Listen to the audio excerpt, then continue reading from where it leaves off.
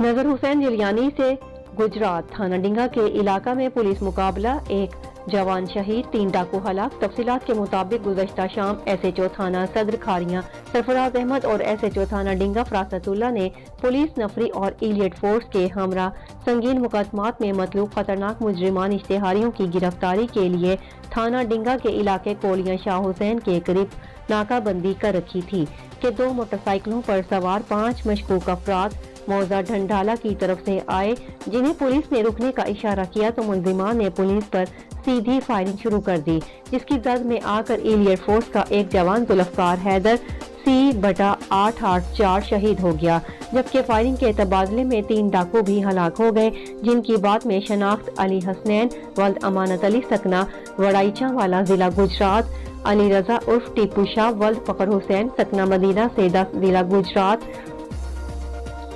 مبشر اقبال ولد یار محمد سکنہ ہیڈ رسول لوکڑی ضلع منڈی بہاؤالدین کے ناموں سے ہوئی، جبکہ 2 ملزمان اندھیرے کا فائدہ اٹھاتے ہوئے موقع سے فرار ہو گئے۔ ہلاک ہونے والے ملزمان کے خلاف قبل ازیں قتل، اقدام قتل، ڈکیتی، راہزنی، چوری، پولیس مقابلہ، ناجائز اسلحہ اور فراڈ سمیت 2 درجن سے زائد سنگین نوعیت کے مقدمات درج تھے، جنہوں نے گزشتہ ماہ تھانہ صدر کھاریاں کے علاقہ میں دوران ڈکیتی ایک شخص کو مزاحمت کرنے پر قتل کر دیا تھا۔ فرار ہونے والے ملزمان کی گرفتاری کے لیے سرچ آپریشن جاری ہے۔